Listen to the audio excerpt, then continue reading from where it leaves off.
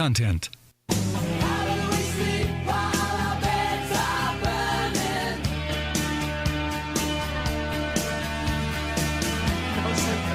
And from the top of West Mountain in Scranton, Pennsylvania, good morning, everybody. This is 94.3 FM, The Talker, Sanity Check, Libertarian Lou, Tea Party Mike.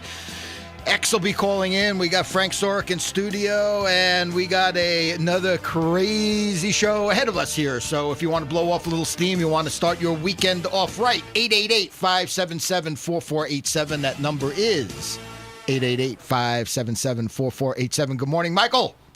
Good morning, everybody. You know, it's interesting. Every time I try to come up with something here in Texas that's interesting and full of spunk and vinegar, it always seems that the Wilkes-Barre area seems to outdo me. And it seems that that's going to happen today. Michael, listen, this is something you have to wrap your head around. I know things are supposed to be bigger in Texas, but when it comes to crime and corruption, there's no bigger place than Wilkes-Barre, Pennsylvania. I'm starting to see that. You know, I'm just hoping they're not taking notes down in Austin, at the Capitol. They couldn't possibly. They'd be hung, tarred, feathered, shot instantly down there. There's a real good chance of that, Frank. Maybe that's a good thought for Pennsylvania. It might be the only way to straighten it out. Could you send up the Texas militia, please? So, Michael, absolutely. Just we one start of the militias? No, you send them all. We need them. Are we starting with Texas tidbits, or do we fly right into some Pennsylvania news? I think we need to fly right into some Pennsylvania news. So listen, I was on the David Madeira show yesterday, and thank you once again to David for giving us a voice and supporting what we do. One of the things that came up, Michael, and I say it quite often, and Dave kind of corrected me a little bit, and he's absolutely on target about this. He says, I said the system is broken, and he brought out the fact that it's not the system that is broken. We really do have a blueprint to have a good system. Very often, though, the people that we elect are bankrupt, and I think that's very important. And I hate to keep banging this away and banging, but I think it's important, and hopefully our readers don't get tired of listening to this. But I wrote some stuff out this week, and I do solemnly swear I will support, obey, and defend the Constitution of the United States and the Constitution of this Commonwealth, and that I will discharge the duties of my office with fidelity. We, the people of the Commonwealth of Pennsylvania, grateful to Almighty God for the blessings of civil and religious liberty, and humbly invoking his guidance, do ordain and establish this Constitution. Article 1, Declaration of Rights, Section 8, elections shall be fair, free, and equal, and no power, civil or military, shall at any time interfere to prevent the free exercise of the right of suffrage. Let me read that again. I do solemnly swear that I will support, obey, and defend the Constitution of the United States and the Constitution of the Commonwealth, and that I will discharge the duties of my office with fidelity. Carl Romanelli of the Green Party wanted to congratulate Senator Lisa Baker for ensuring the 20th senatorial district will have a North Korean election with only one candidate and one party on the ballot. Michael, Frank, I ask you guys, what is it about free and equal that a 2-year-old understands and that the senators like Smuckered and Baker do not? Lou, they completely understand it. The problem, the biggest problem is you're asking them, if in order to hold a free and equal election, they're not going to get elected. You're asking them to vote themselves out of office. That's what you're asking. We're just asking them to... You honestly believe Lisa Baker would win her election if it weren't a choice of two that she's currently offering, take it or leave it? I mean, that's the choice up there. If you're in Lisa Baker's district... There's not even a choice. She's the only one on the ballot. That's what I'm saying. It's take it or leave it. She challenged the Green Party off the ballot, probably for some reason that they're going to come up with. I mean, the fact that the district has been gerrymandered, the fact that it's solid Republican district. Now, you would think that her campaign would just completely ignore the Green Party. She is running as an incumbent Republican in a highly Republican district. What in the world does her campaign even have? I mean, let them take 1 or 2% of the vote. Who cares? I'm going to keep bringing this up because the Constitution has been smuckered, Michael. And I can't wait. And you know what? And I'm going to talk to John later on today, and perhaps we will run headlines in our newspapers that will now probably land in over 50,000 households, mailed to 50,000 households. Think about that. That's larger. That's probably a larger distribution than the Scranton Times. I don't know how many people they actually mail it to. The Independent Gazette's getting a little scary at this point. So I want them to understand. I want Smuckered to understand that they're going to see an article. And John, maybe we could do a clip and we can make sure that we send it to Senator Baker and Senator Smucker and the rest of the state senators down in Harrisburg. And let's start bringing this up, because what are we swearing to? That's what I ask. Are we swearing on the Bible, or are we going to swear on the Republican handbook? I mean, it's really pretty crazy. It really is. And when do we stop? And when do we stand up as people when David Madeira says it's not the system broken, but it's the people that we are electing, us out there, all of us out there, are bankrupt? When do we finally stand up and say this is not right? We all know it's not right. But unless we start talking about this, unless we start saying this and getting it on the air, and thank God for things like the Independent Gazette, because as we grow, and as you say, it's getting scary. We're going to be going to events that we're going to be talking about later on today, and they're going to see those headlines, and it might not make a difference this election, but maybe as time goes on, maybe folks will start saying, wait a minute, what was so important in that government committee that Smucker, Senator Smucker that smuckers the Constitution, couldn't even bring it up. They were so busy that it wasn't even brought up. There were so many more important things. And Frank, and you know too, Michael, that we're going to look at what they did this session and what was so important that they couldn't even bring it up for discussion. Free and equal elections. What is it about it that they don't understand? I'm off my soapbox. Frank, Michael. Again, Lou, they completely understand it. As I said, it's like asking a drug dealer to fund the police departments. You might as well ask them to just resign now. Yeah, well, if they hold free and equal elections, these thieves will not be able to get elected any longer. Come on, Lou. At the end of the day, Michael, we have a blueprint, and it's important that all of us, whether it's the Tea Party, 9/12 groups, I don't care what groups. I mean, certainly we're looking at the conservative side, but on the liberal side too, and we would be beating up Senator Baker, not Senator Baker, but Udechak and Blake up here, who have signed on to the free and equal elections if they were in power. Right. But at the end of the day, it's these committee chairmen that hold it up. It doesn't matter. It doesn't matter what everybody else. So unless we elect people that have some backbone, and I'll say it again. Well, we do have, as you pointed out, Senator Baker, Senator Udechak. These are people with backbone who have signed on to the bill. Well, they signed on to it, but no, when you bring up Baker again... Baker is in the Finance Committee, certainly. Well, she might be in the Finance Committee. I'm talking about free and equal elections. If they, if we were bringing this up in that committee... Right. I would be on Udechak and Blake only because their party would be in office. The reason I'm on Baker so much is that the Republicans are holding this up. Senator Smucker is a Republican. And I think we do need to point out also that we have senators like Fulmer, who was just on PCN with Carl Romanelli, with Krawchuk, former chair of the Libertarian Party, Romanelli, the former chair of the Green Party, and Senator Fulmer of the Republican Party saying there's something wrong with this. And that's what I'm saying, Michael. We need people that are not puppets on a string. And one of the reasons why it's so important coming this election up here, at least in Northeast Pennsylvania, that we have some individuals that are running, Melanie Madeira, Betsy Summers, locally, that are fresh faces that I certainly believe, the Constitution means more to them than the party handbook. And I think that's what's so important, and why, if we're going to change things, that it starts right here and it starts getting involved. We were on the square yesterday in Wilkes-Barre, and we'll continue to do that. Maybe not today because the weather's going to be a little nasty, but as time goes on, we'll be out there and getting people to vote and walking the streets and getting them registered to vote. Go ahead, Michael. You know, Lou, if this is not the smell of hypocrisy, Senator Baker should be completely embarrassed with her behavior. You know, passionate about what? Remember that we were at the Lincoln Day dinner? Yeah. She says, "Oh, Lou, I know you." Well, what are you passionate about?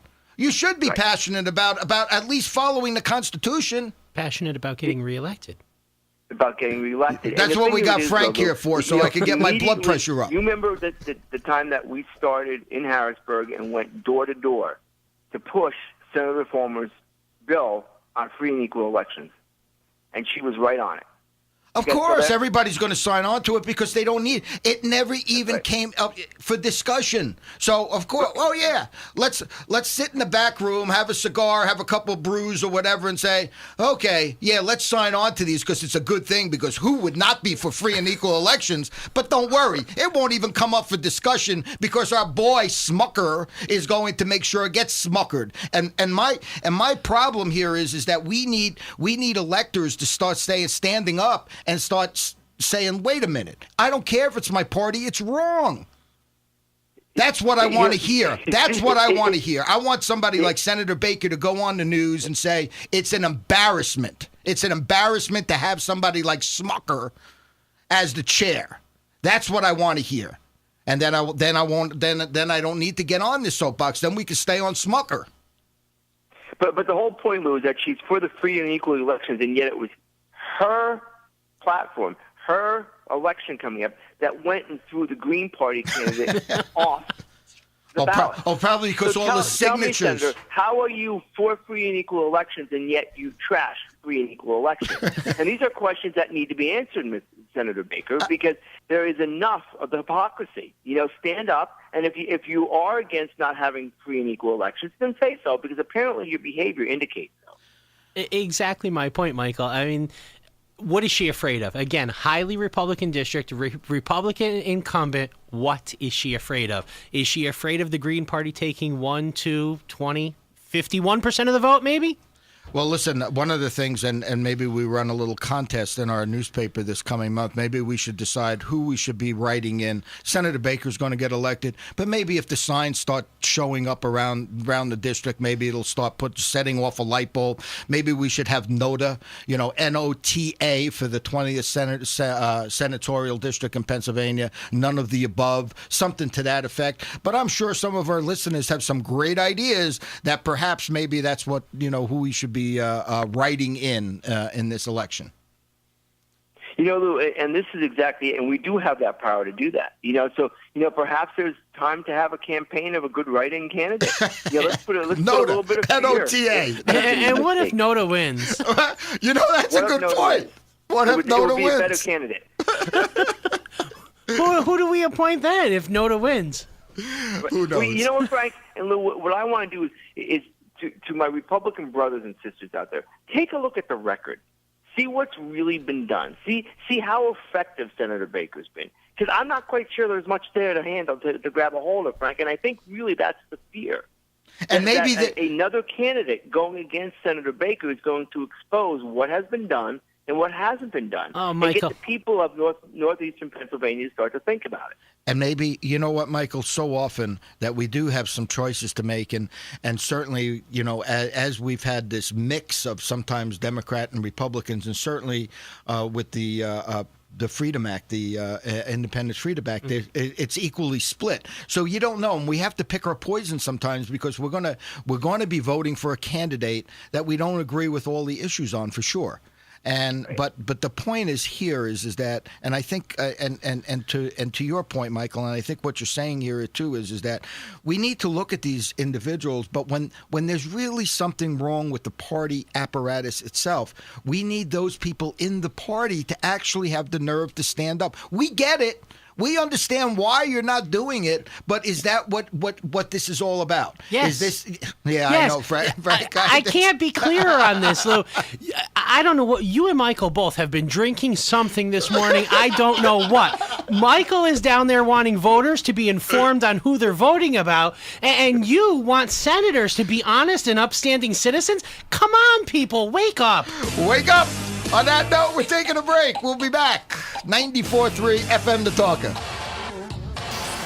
Do you think there's bias in the media? Has the political class let you down? Then join Sanity Check as they expose, inform, and enlighten through the new standard in talk radio. Saturday mornings, 94.3 FM The Talker.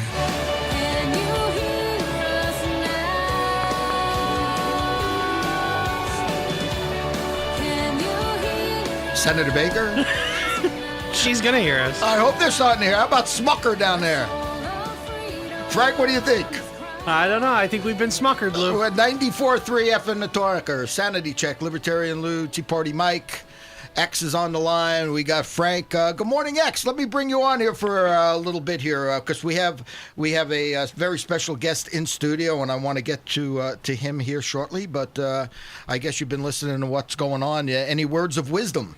The only words that I know is that until we wake up the American public to the fact, I was on one of the Sirius shows this past week, and it's just people don't believe how the focus is always on some sort of a situation where there's a 95-year-old black woman who doesn't have ID, but the real thing is, how do you get on the shelf? How does Coke and Pepsi keep you from putting your competition right next to them? And when you go through, the problem is that there are so many examples across the entire country where, Republicans and Democrats just do not even follow their own laws. Suddenly someone doesn't make a ballot access who's a Republican or Democrat. What do we need ballot access laws for? We'll just put them on anyway. Whereas if you're a green and independent, whatever it may be, as long as you're not the Coke and Pepsi of the political establishment, the rules are designed for one thing and one thing only. And this is the important part, whether it be legislation that's passed by Congress today, all rules are designed to prevent competition. That's it. Nobody passes rules in Washington, D.C. or in the state houses to open competition. It's always about limitation. And until people understand that that's the nature of laws today, then we're completely backwards. So, guys, yesterday, once again, I was on David Medeiros' show, and thank you, David. I'll keep saying that, giving us a voice, giving us a bigger voice, and that's what this is all about. Media, people in general, helping one another. Obviously, we all have our own shows, and certainly very many of us have our own agendas. But at the end of the day, we're all in search of the truth. Let's just play that real quick here, and it'll kind of be a little segue into our guest. Something that when you mentioned even PANDA, I wanted to just mention that. Yeah. We will interview him on Saturday. Dan Johnson, remarkable young man, absolutely. 21 years old, saw something he thought was an injustice, that American civil rights were being stripped away, and he's formed this organization of people against the NDAA. It's amazing. Absolutely incredible. So when we look at Dan Johnson and PANDA, if the Scranton Times did that front page, which we know we won't, they might not even show up unless they listen to the show and say, holy moly, the Independent Gazette's going to be there, so we better show up. Correct? Think about this. And I want people to just think about this for a moment. The Scranton Times would do PANDA on the front page. Right. Yeah, well, the Independent Gazette will. The Independent Gazette will. And Michael and X and Frank, think about this. The Independent Gazette will be landing in more mailboxes or groups of papers, right, with the Carbon County paper down there doing what they're doing, the remarkable stuff that they're doing. We're looking at the same model up here in Wilkes-Barre and Scranton. And folks, just so you know, we're going to be printing. We will be printing in Arlington, Virginia this coming month in October. And I also want to announce that we are also on board is the Endless Mountain edition of the Independent Gazette. For a better name, we might look for a different name. But at the end of the day, they're going to be representing the counties of Wyoming, Susquehanna, Bradford. So we're growing. But just think about this, and I think that was the point I was trying to make was that we're going to have that story. And it very well could be front page. We have the editor here. I have no control over what he puts on in the paper here anymore. But at the end of the day, you know what? It might land on the front page. And that is the same as maybe the Scranton Times. Because if Scranton Times ran this article on the front page, everybody's saying, man, it's a home run. Right. Boy, oh boy. Well, we're going to have a home run, and that's what we're doing. We're hitting home runs, and we're giving folks like Dan Johnson a voice here and in Northeast Pennsylvania. Dan, welcome to the show here. Thank you so much for having me on. Now, listen, tonight, 5 to 7 p.m. at the Radisson, you're giving a speech. David Madeira is the MC, and you'll be talking about PANDA, which is People Against the NDAA. And so how'd you get involved with this? It was really interesting, actually. I was doing what most college students are doing when they're in their first year and all the way up to their fourth year in college, which is just avoiding homework. He's fitting right in. There you go. He's right in. A muckraker shirt. Yes, I'm coming to give him a muckraker shirt today. There you go. Go ahead. So I was procrastinating, and I used a tool called Stumble Upon, which if you've ever been on there, it'll just give you endless links on the internet until you fall asleep. And one of my interests was politics. I came across a video called 61 Senators Betrayed You Today. And I remember thinking, 61 senators betrayed me today? The only thing wrong with the country is Obama. What do you mean 61 senators betrayed me today? Good point. and so I watched this video, and it was about the 2012 National Defense Authorization Act. And as a homeschooled kid, I grew up studying the rise and fall of the Third Reich. I grew up studying the Japanese-American units and what we did to the Japanese-Americans here in the United States during World War II. And I know history repeats itself, and the United States is no exception. So when I saw that the NDAA essentially legally declares America a battlefield in the war on terror, which means the president can authorize the military to detain someone without a charge, without a trial, to rendict someone to a foreign country, again, without a charge, without a trial, to lock down an American city, just send the military in and do whatever he wants. Anything allowable on a foreign battlefield, and not just to the enemy, but to a spy. Because you're not even considered a POW on this foreign battlefield. You're just considered a spy. The term most likely will be used as terrorist. You're considered a spy on this foreign battlefield. And if you're a spy, you have no protections under the laws of war or supposedly under the Constitution. So when I saw this, I realized, and we realized, me and a couple of college friends that I called up, were like, look, we don't want our children to live in a world where military men have AR-15s standing outside their bedroom window. That's not the type of world. That's not freedom. Right. Freedom's just as essential to life as water, just as essential to life as air.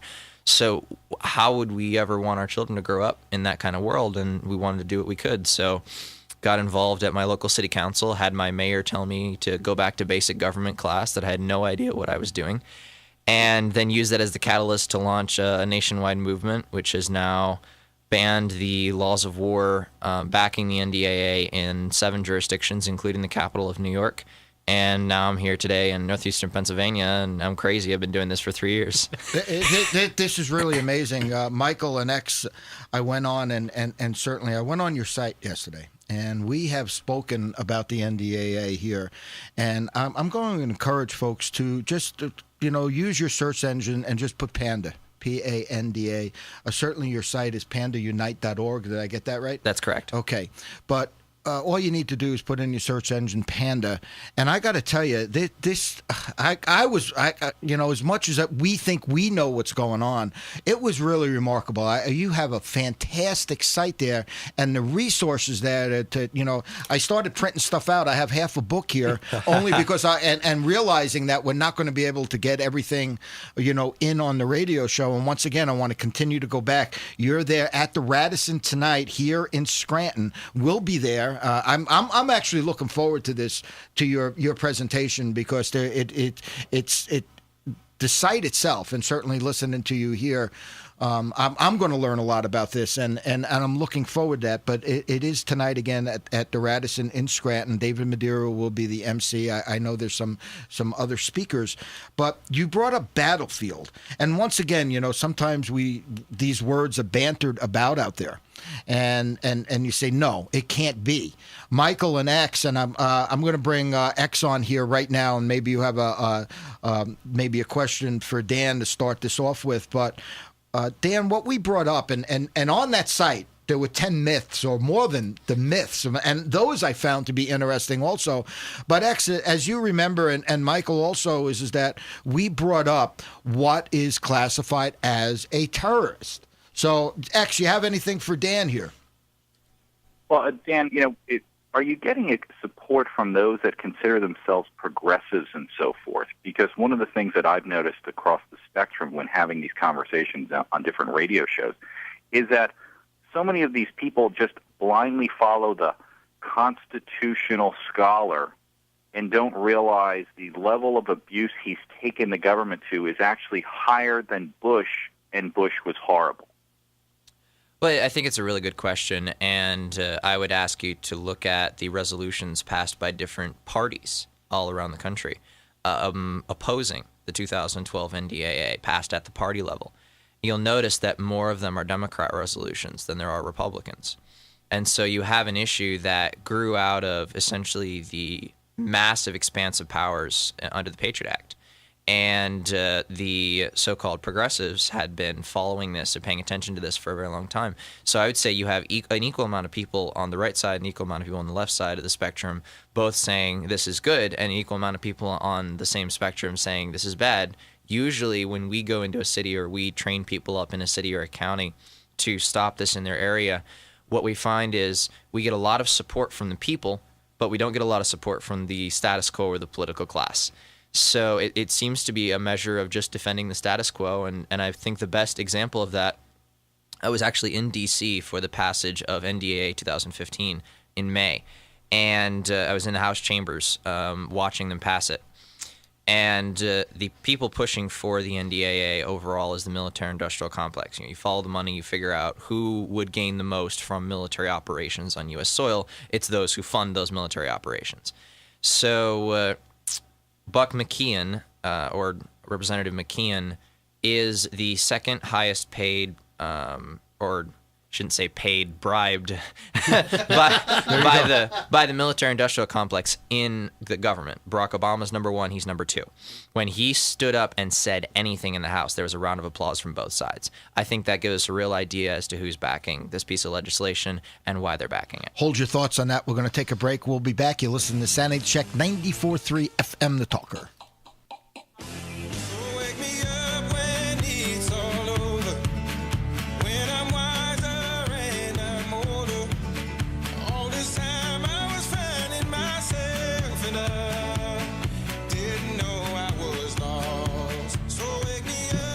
Wake me up! We got Dan Johnson in here in studio today to wake us up about PANDA and the NDAA, that's for sure. 94.3 FM, The Talk, a Sanity Check. Libertarian Lou, Tea Party Mike, we got X on the line. Dan Johnson from PANDA is in studio. Frank Sorek, we got a full house here, we certainly do. So let's go back, Dan. We started off with this, or we ended up with what is a terrorist? And Michael, do you remember we spoke about this a while back, and certainly Anthony Antonello has been on this for forever, certainly for the last couple of years. And you say Anthony's a good friend of yours, correct? And you guys have been working together for a while. That's fantastic. And Michael, remember when we brought this up, and it was a while back, and I'm just reading some of the stuff that it classifies as a terrorist. And once again, if you Google or use your search engine for PANDA, there's the top myths there. And one of the things I asked Dan was is this a myth? Is it that if you are anti-global, if you're fiercely nationalistic, if you're suspicious of centralized federal authority, are these, if you use too much cash, Dan, are the things that we have spoken about, anti-abortion, anti-Catholic, anti-nuclear, this cannot be? Well, if you're actually quoting from, and I can't see the document in front of me, but you're actually quoting from the Department of Homeland Security START report released January 31st, 2012. and this is 31 days after the 2012 NDAA is signed into law. So the 2012 NDAA, or National Defense Authorization Act, for those of you just joining us, uses the term belligerent act to define who can be detained, who's considered a spy under this. And then the government in court refused to define that term. Judge Catherine Forrest of the Southern District Court of New York presses them and goes, what does this mean? And they go, well, you'll just have to look at the laws of war. We'll go look at the laws of war and come back. Okay, we're going to go look at the laws of war. We can't tell you. So they do this game all throughout court. They refuse to define a belligerent act. They refuse to define hostilities. They refuse to define direct or substantial support. All of these used in Section 1021 of the 2012 NDAA. So I'll give Congress the benefit of the doubt and say, well, sometimes they do write laws that are somewhat vague and then allow the agencies to write the policy to institute those laws.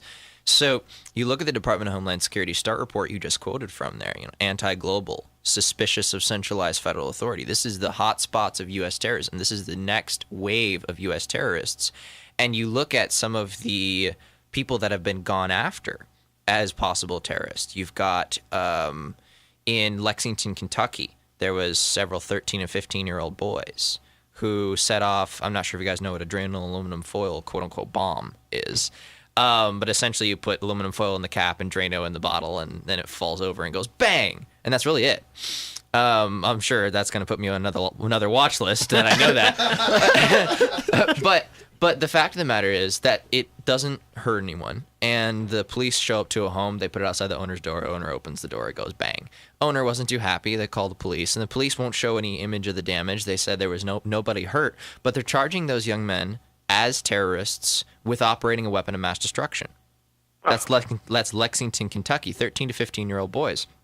You've got another young man, Cameron D'Ambrosio. He's 18. And during shortly after the Boston bombing, he made a rap about it. Now, do I think that's stupid? But does it deserve 20 years in prison for making a rap about the Boston bombing? Of course not. But what happened to free speech? Apparently, it doesn't exist anymore. But they considered him a terrorist. And, we allowed this to happen because the word terrorist is kind of new in vocabulary and vernacular.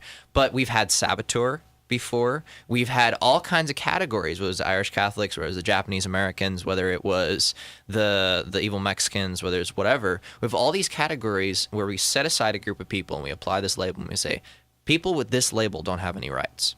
And after 9/11, we allowed that to happen with Guantanamo Bay. We allowed them to say, oh, well, these people don't have any rights. And yet we say, well, they're natural unalienable rights. If they're unalienable rights, no government can take them and no government can give them.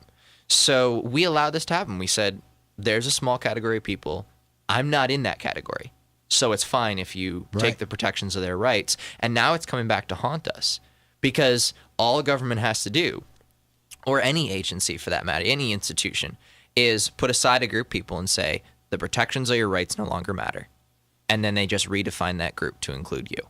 And that's what they've done with the word terrorist.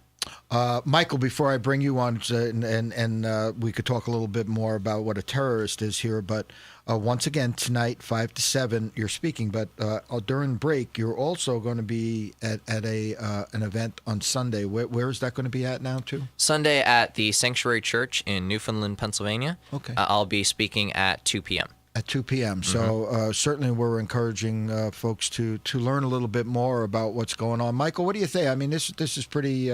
We have an impressive young man here in studio today. We do. I guess two questions. One is, how do I get you to Texas? We probably a plane ticket. Well, there you go. I bet you're on the no-fly list by now. Probably a couple gallons of gas then, Michael. With the way the TSA treats me, I probably want to be on the no-fly list. Anyway. But here's a question. I'm looking at this, and I'm certainly inspired by what you have to say and what your website is. But I see on your website victories to date, and you give the various cities that had the victories. Define that victory for me. What does that look like? What does it now allow Albany, New York to be void of? Okay. That's the proper way of phrasing it.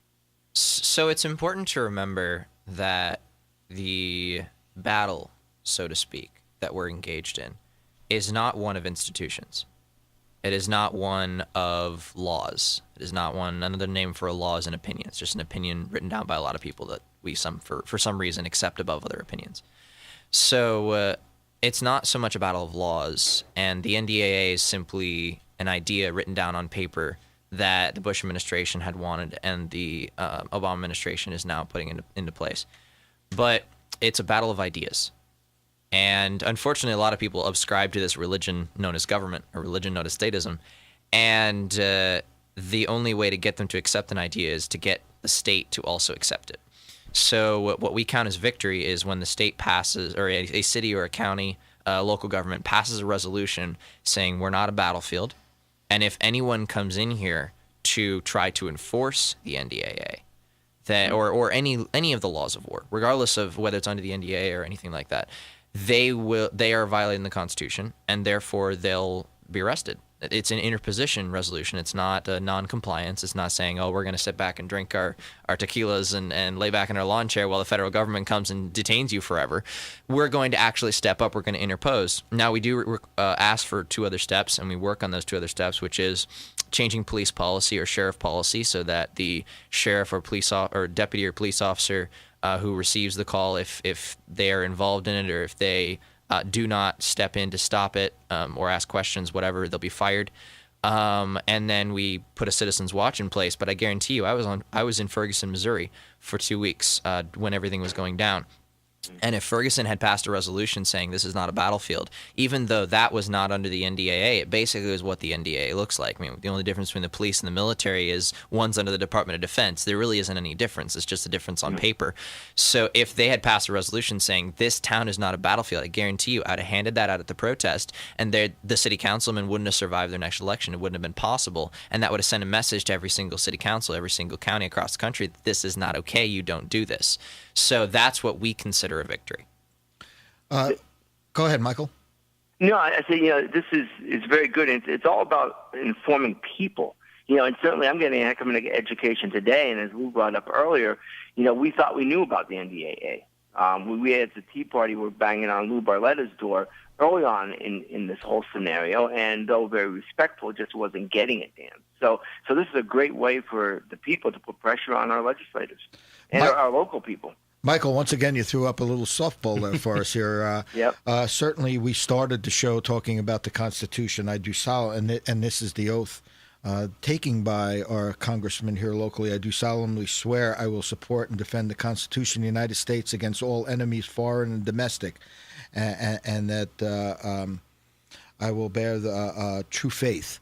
So saying that, and then looking also at these myths that Dan has on his website, and there's a number of them, and I want to get into some of those. The 2012 NDAA doesn't apply to American citizens, suspends habeas corpus, violates posse comitatus, is not unconstitutional till Supreme Court says so, and there's a whole list of them. And once again, we're not going to have time to get to all of these.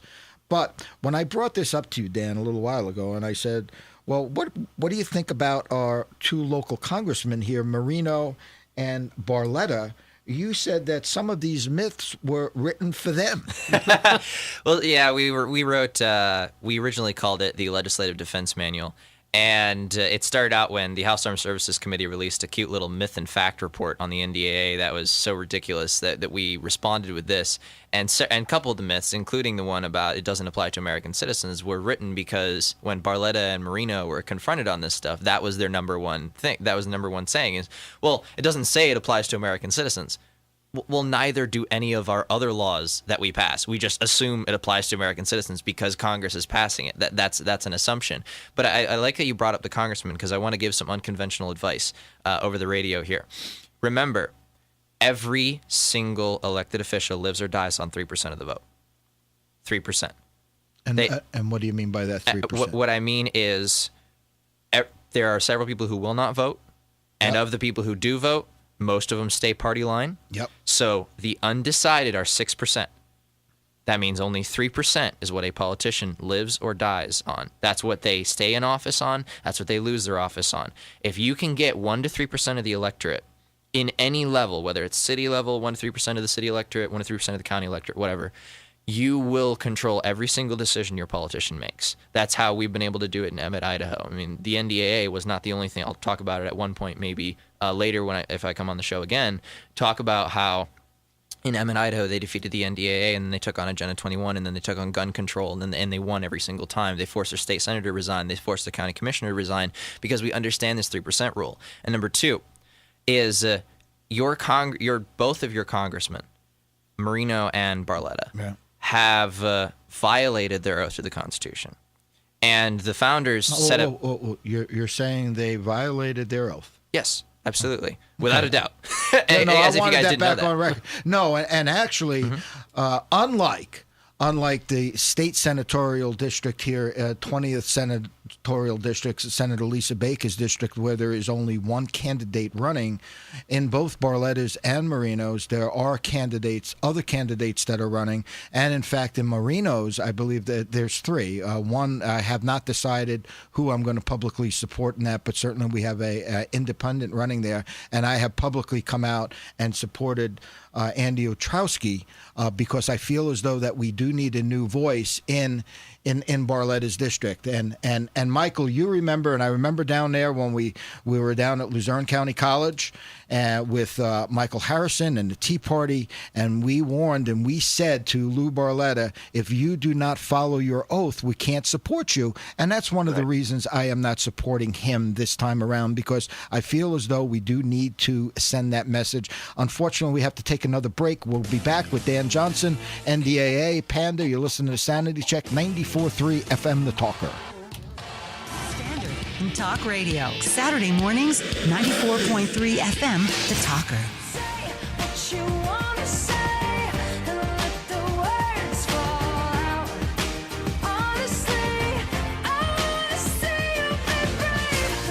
We want to see people be brave. We've been saying that all along. We have people out there being brave. We got the Tara Kovals, the Bruce Levines out there being brave and standing up with the family courts. And there's so many things to stand up for and folks to start standing up and speaking out. And sometimes, Michael and X, it's tough to be brave only because of the intimidation factor and what could come our way for standing up and being brave. And Dan, you wanted to continue on, and unfortunately, we say this all the time. This is the fastest hour in radio, and we're rapidly speeding towards the end. And I do have some other announcements to make, but go ahead and tell us where you wanted to continue with that. Yeah, absolutely. So a lot of the information on the NDAA can be found on our website at pandaunite.org. But one of the things we do, and one of the things I've criticized other people for not doing, is providing a way to push back. Providing a way to say enough. This is not happening in my county. It's not happening in my area. So at the Radisson tonight, I'll be talking a little bit more about how that works. I explained the process a little bit tonight, passing the resolution at your county level, passing the resolution at your city level. I really encourage those of you who want to do that, who feel this is a threat, to go to pandaunite.org and get one of those resolutions. But for those of you who have said, no, I'm already going to do something about this. I know I'm going to stand up. I know I'm going to step in. Maybe I'll go to Radisson. Maybe I'll go to Newfoundland on Sunday. But I know I'm going to step up. Little piece of advice I want to give you, and you won't often hear this, and this is a little bit of a shot across the bow for all the politicians listening into this radio show right now, is when people will say, okay, you need to be nice to politicians. You need to respect the office. You need you mean like Senator Baker? I don't know if you heard that. In fact, in Alaska, they actually tried to pass a "Be Nice to Politicians" decorum resolution. Come on, in Alaska? At a city council meeting, at a borough assembly meeting, and some of our people up there made sure that borough assemblyman will not have a political career much longer. But the point I want to make is, a lot of people say, well, playing dirty in politics is wrong. That you shouldn't go after someone's reputation. That you shouldn't go do cartoons of them in the media. You shouldn't. Well, I want to ask. We're done. Just stop publishing. Stop the presses. I want to ask this question. Politicians have keys to the protections of your liberties and protections of your rights. If they decide to use that key to open that box and allow your rights to be violated by someone else or violate your rights themselves, and you publish a cartoon of them doing that in the newspaper, or you slam their reputation, or you stand outside their house and protest, or you run a campaign to drive their reputation into the dirt, who is worse? The person who's allowing children to be detained and sent to Guantanamo Bay, the person who's allowing children to be called suspected terrorists, the person who's allowing people's rights to be violated wholesale, or the person who goes after them and tries to expose that one? Don't play clean. There's no reason to play clean. Your rights are on the line. Doesn't mean you play without integrity. Integrity is the number one thing. But their reputation's all that matters to a politician. They don't speak English. They don't care about your issue.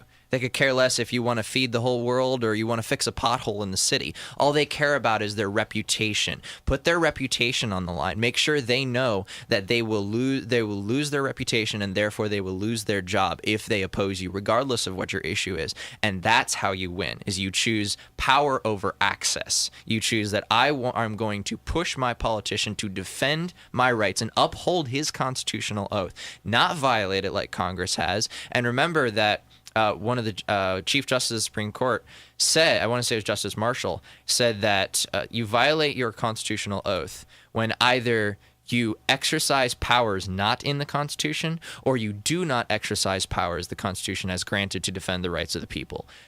Keep your politicians on watch, on their guard, and if they dare oppose your rights, destroy their reputation. And that's one of the reasons why certainly Michael and X, I have to bring you guys on because I know you guys probably have a few questions, and Frank too. I'm sorry today, but this is important, and we don't. Dan is really filled with information here. But what you're saying also is like what we spoke about today about, when we say about free and equal elections and our Constitution is smuckered, that's a real thing, and that's why I am passionate about this issue. And that's what you're saying, is that when these politicians are out there and they are smuckering the Constitution, smuckering our rights, we have every right to start bringing this up and putting it out in every venue, every way we could get it out there. And he's shaking his head. X, I'm going to bring you on first because I know you're probably loaded with questions, but go ahead. My question is there something in particular that you say to people when you're having a conversation that maybe is the key point that maybe gets the light bulb to go off in their head? Do you remember the Japanese-American detention during World War II? Do you know that do you understand that happened? Because you have to place this in the realm of history. You have to place this in the realm of precedent. You have to show people this has already happened and point to an incident they already know about. What I'll typically say is, are you familiar with the Japanese-American detention during World War II? We detained 110,000 Japanese Americans. The Senate, Congress, they all apologized for it. That all we did was we declared certain coastal areas of America a battlefield. Well, this law declared the whole world a battlefield, including the United States, and then I go on from there, and I have never had a single person not get that. Michael? Well, Dan, I'm certainly, I went to your website, I subscribed to your letter, and you'll be getting the information, and the FBI is at my door right now. Make sure they talk to your attorney. This is something that we can take in any town. Yes. And get information off of your site. Am I correct with that, so that our listeners know what they have to do next? Absolutely. Just Google PANDA Take Back. PANDA Take Back and get the resolution. My question is constitutional.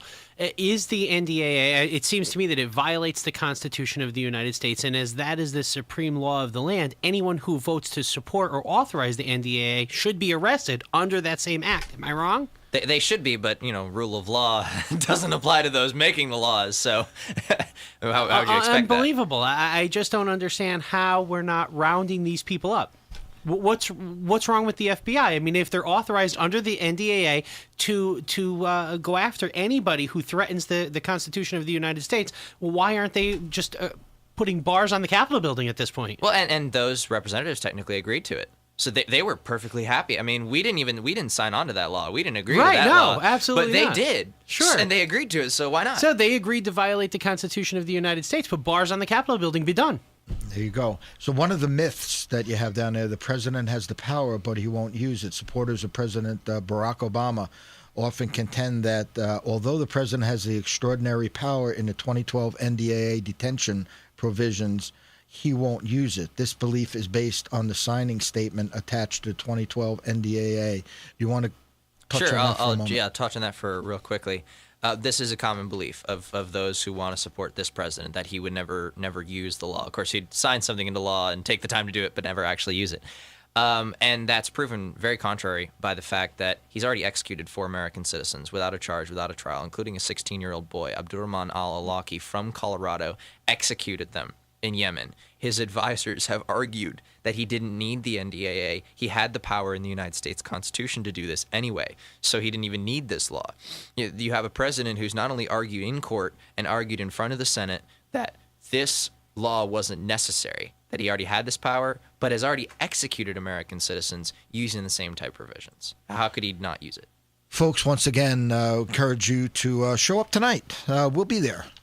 If you want to come to the muckraker, the muckrakers will be there. If that's a carrot for you, probably not, but nonetheless, tonight at the Radisson, 5 to 7, certainly we will be there, and I encourage folks to get on their search engine and just put in Panda. You'll be amazed. I was very, very impressed with your whole site there, really. Dan, you've done some remarkable work, and you're a remarkable young man, and you should be accommodated for that, for sure. I'm doing my part to step up, and if anybody wants to invite me to speak, they can go to pandaunite.org, just put in a little note and say, hey, we want to bring Dan down. That's how they got me down here to Lackawanna County, so I'd be happy to come speak. You hear that, Michael?